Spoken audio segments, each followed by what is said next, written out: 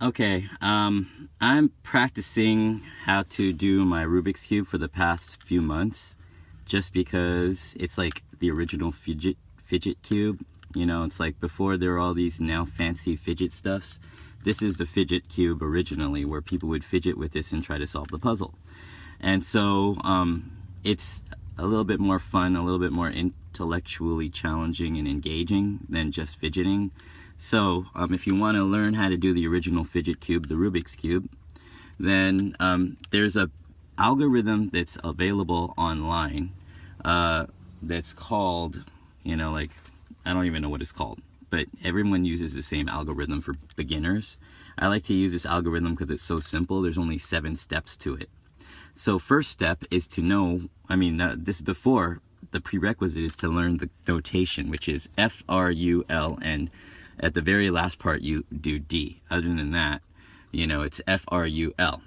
And whenever you see the notation where it's just the capital letter, no accent mark, then it's clockwise. If you see like F and a accent mark, then it's inverted, which means counterclockwise.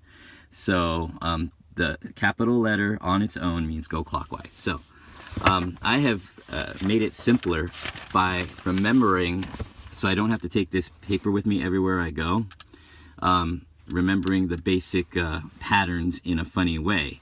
So hopefully that helps you. So step 1 and 2 is the white face, which if you have this little dot here, then you just got to see how to make the white cross, and then you add the corners. So how do you make the white cross?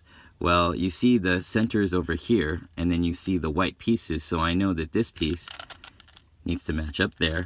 Then I turn it toward the green section. There it is. That's matched up. Now this one is white, but it needs to be over here. So there you go.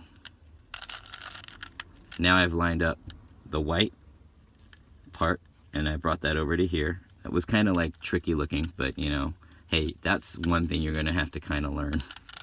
Oh, that's perfect. See this? This blue is already connected to the blue, and there's a white one, so I got 3 parts of my cross. And finally, I line up this with that because this is the white piece, and I move up here. I got my cross. Now it becomes very easy to line up your corner pieces. Here's a white piece that needs orange. Boom. I'm going to move that to here. But first I have to move the center layer out of the way in order to make room for this piece. So I'm going to do that again with this white piece. And I need to get this orange, this white. So this is white here, and then the orange is going to be here to match that face. But first I have to get this bar out of the way. Bring it up. Now I bring that bar back. That's just common sense, okay? The first side is just common sense. Same as with this one.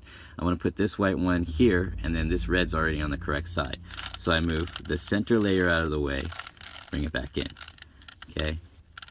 Same thing on here. Now I've lined up with the green side here. So I'm going to move these 2 blocks out of the way, these 2 layers out of the way to bring that one there. And now we've got the white side. Flip it upside down. And the next thing is to get the middle layer.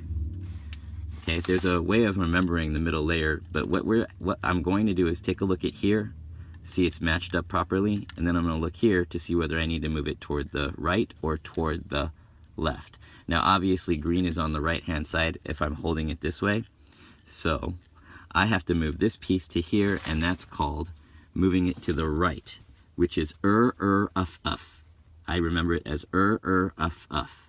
Now you'll see it's up, right, clockwise pieces, movements, up, right, up, front, in inverted or counterclockwise movement, and then uff, which is in clockwise movement. So uff to me, as I remember it, will just be uff,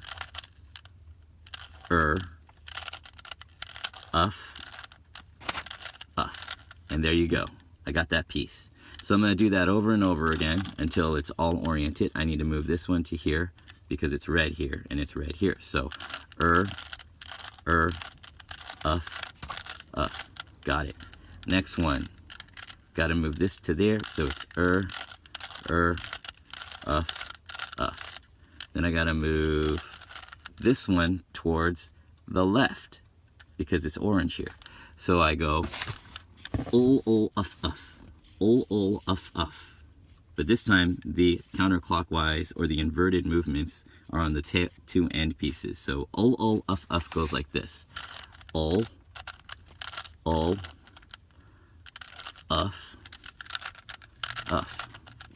And there you go. Now I got 2 layers done. I need to do my top layer, and that's step number 4. Step number 4 means I need to get the top cross, which is fru rough. Fru rough. F-R-U-R-U-F. So I go fru rough. And the orientation of this, I usually like to line it up. I don't know why. But if I see something that looks like this and I already have the cross there, I'm just going to go F-R-U-R-U-F. Now I got the top cross of yellow. I don't know how it happens. It's just magic. Okay. Now, you have to line up a couple of the parts of the cross. So I already happen to have the pieces lined up here, but these two are not lined up. This green should not be with red, and red should not be with green, and that's a big duh. So I have to swap the top edges, which is a ru, tu, ru. Just say that with me. Ru, tu, ru. And what that means is I start with ru clockwise, R inverted, you got the U inverted. You see that? You have to learn this yourself, okay? I'm just going to show you how it looks in reality. So I hold it with these 2 pieces in this position. I need to move it this. I can't do it this way, otherwise I'm going to end up orange is going to swap with red. So I got to swap red with orange, and I got to do ru to ru. Everybody say that. Okay, so I go ru 2, 1, 2, and then ru. Wait, ru. There you go. What? Ru. Sometimes I mess that up. Botched it up.